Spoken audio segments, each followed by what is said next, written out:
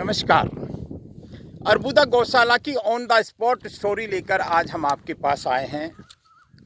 कल आपको हमने बताया था उस पहाड़ी के ऊपर चढ़कर अर्बुदा गौशाला का कुछ अंश हम इस और ऊंची पहाड़ी पर चढ़े हैं। फिर मैं बता दूं कि ये पहाड़ी भी इस अर्बुदा गौशाला के विशाल गोचर के मध्य है।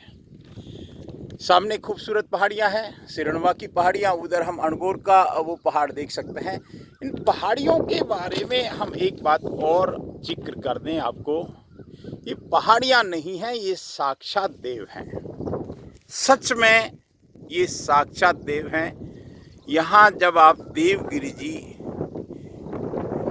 पहाड़ी का ऊपर देवगिरी जी का मंदिर देखेंगे तो आपको आनंद आ जाएगा।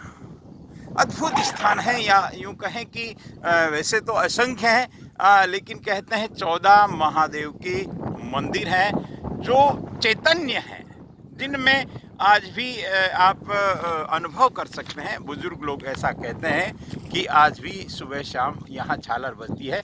ये इसका आध्यात्मिक पक्ष है। ये स्वर्ग है साहब, ये वाकई में स्वर्ग है, लेकिन हमने इस स्वर्ग को कभी जाना ही नहीं। हमने कभी इसको देखने की कोशिश ही नहीं की। हम केवल 4 किलोमीटर दूर बैठकर अर्बुदा गौशाला की बातें या तो हम अखबार में करते हैं या केवल सुनी सुनाई कर देते हैं। आप देखिए, इस अर्बुदा गौशाला में मैं इस पहाड़ी के ऊपर खड़ा हूँ। मैं राजेंद्र नरू का ये एक आपको बताने का प्रयास कर रहा हूँ। मैं यहाँ एक चीज़ और दिखा रहा हूँ आपको। ये एक प्रयास किया यहाँ के स्थानीय लोगों ने नाड़ी बनाकर। ये एक छोटी सी नाड़ी है, बहुत छोटी सी नाड़ी है। संभवतया ये प्रशासन की तरफ से बनाई है या किसी लोगों की तरफ से बनाई है, लेकिन इसमें थोड़ा बहुत पानी ठहरता है। ऐसी नाड़ियाँ हमको अगर इस क्षेत्र को डेवलप करना है, क्योंकि बिन पानी सब सुन, ये सब पूरा वही जोहड़ है, ये वही क्षेत्र है अर्बुदा गौशाला का। लेकिन अगर हम इधर नज़र डालेंगे तो इधर अंग्रेजी बबूल की जगह अर्जिया और कुमटिया जैसे देसी वृक्ष हैं। इधर हम सामने कुछ खेत देख रहे हैं, सामने सिरोही दिख रहा है, देवनगरी सिरोही जिसको हम बोलते हैं। वहाँ बारी घाटा है। और लेकिन अच्छी बात ये है, इसकी जो सबसे अच्छी बात ये है कि बीच में कोई विवाद हो नहीं सकता। बीच में कोई, देखिए, किनारों से अतिक्रमण की संभावना बनती है। किनारों से हम अक्सर खेती में भी देखते हैं कि एक खेत वाला दूसरे खेत की जो मेड़ को तोड़ता है और थोड़ा फुट 2 फुट बढ़ता है। इस अर्बुदा गौशाला की एक चर्चा हम बार बार सुनते हैं कि अर्बुदा गौशाला पर भारी अतिक्रमण है। और सबसे बड़ा आश्चर्य तब होता है जब बहुत जागरूक दिखने वाले लोग ये कह देते हैं कि अर्बुदा गौशाला पर मैं उस बात को ना तो काट रहा, ना मैं काटने का ऑथेंटिक व्यक्ति हूँ, लेकिन सामने जो दिखाई दे रहा है उसको बताने में कोई हर्ज नहीं है। ये यहाँ हमने एक मेड़ देखी, मैं अगर वहीं से शुरू करूँ उस तरफ, फिर मैं एक बार इस पुस्तक का सहारा लूँगा। इसमें पुस्तक में ये यहाँ से अगर हम शुरू करें, ये कालका जी का तालाब से अगर हम शुरू करें, देखिए ये हमको समझना चाहिए। देखिए, हमारी धरोहर को हम नहीं समझेंगे तो कौन समझेगा।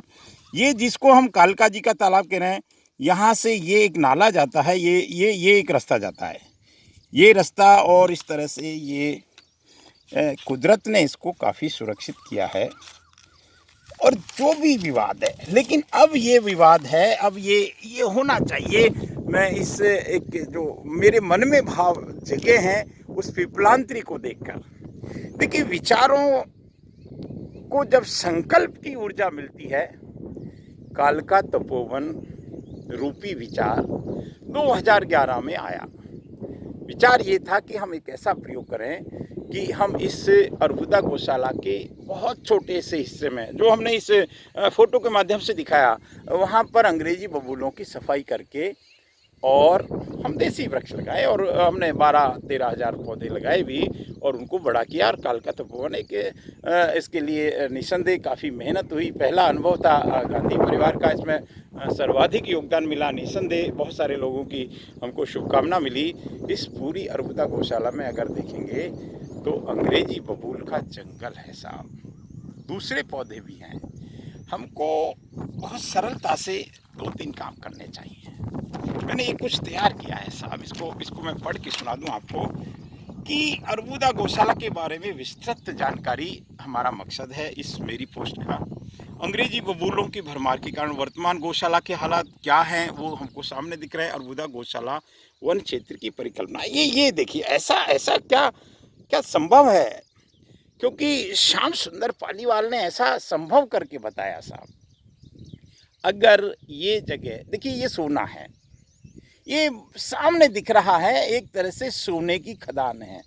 और अगर मैं इसके कुछ 500-700 साल पीछे जाने का इतिहास की बात करूं तो कहते हैं एक यहाँ डाबा नाम का गांव था। डाबा हनुमान जी, उसी के यहाँ हम इधर डाबा हनुमान जी के भी आपको दर्शन कराएंगे।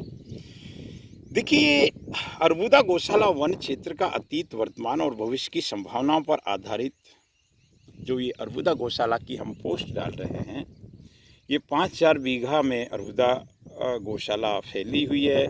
हम पिपलांत्री को कोट कर रहे हैं क्योंकि श्याम सुंदर पालीवाल साहब ने उसको डेवलप किया है। दशरथ मांझी को भी हम याद कर रहे हैं, जो पहाड़ी को चीरकर रास्ता बना देता है।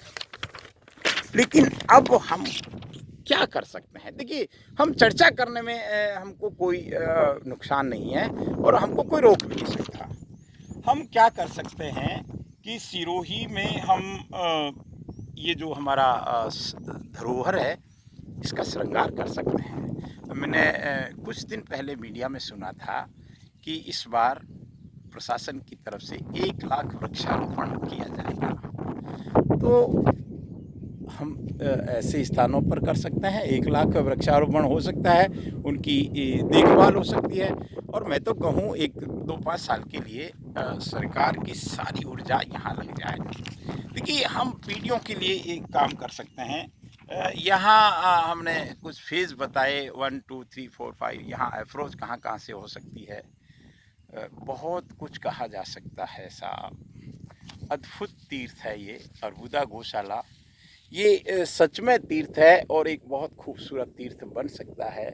ये हम इस पूरी पहाड़ियों पर रायलेश्वर महादेव जी साक्षात सामने विराजमान है। हम यहाँ से उनको दंडवत प्रणाम करते हैं। ये हम जो बड़ी सी शिला देख रहे हैं, ये साक्षात महादेव की शिला है। ये शिवलिंग है, इसको हम शिवलिंग कह सकते हैं। इसके पीछे बड़े बड़े तीर्थ हैं, साक्षात अलोप साधुओं का वास है साहब। ये जगह, इस जगह का हम वर्णन नहीं कर सकते,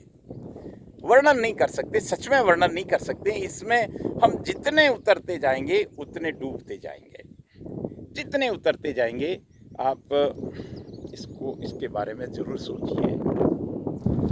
हम देखिए, एक काम कर सकते हैं, इसको डेवलप कर दें बस। एक और पिपलांत्री की आवश्यकता है इस देश को। आप देखिए, आनंद आ जाएगा। ये पूरा हम इधर से हम भगवान सूर्य नारायण जो अस्तांचल की ओर जा रहे हैं, इनको नमन करते हुए मैं मेरी बात को विराम देता हूँ। लेकिन एक आशा तो है, एक आशा इतनी है कि ये जीवन अगर इस काम में लग जाए साहब, तो सच में आनंद आ जाएगा। बहुत कुछ कहा जा सकता है। ये पूरा का पूरा क्षेत्र, यहाँ कोई बस्ती नहीं है, यहाँ केवल जंगल है, या यूँ कहें कि जंगल राज है, हम या यूँ कहें कि जंगली जानवरों का राज है।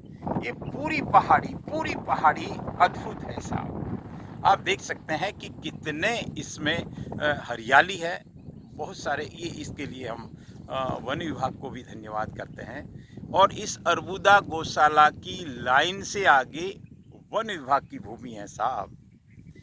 कुल मिलाकर इसमें हमको एक योजना बनानी पड़ेगी, बड़ी योजना बनानी पड़ेगी। अतिक्रमण एक पार्ट है इस अर्बुदा गौशाला का, लेकिन सबसे बड़ा अतिक्रमण अंग्रेजी बबूल का है। सबसे बड़ी प्रॉब्लम ये है कि हमने हमारी इस धरोहर को कभी नज़दीक से देखा ही नहीं। मेरा प्रयास इसको नज़दीक से देखने का है। आप देखते रहें देवनगरी के देव दर्शन, सिरोही टेम्पल्स की कहानी।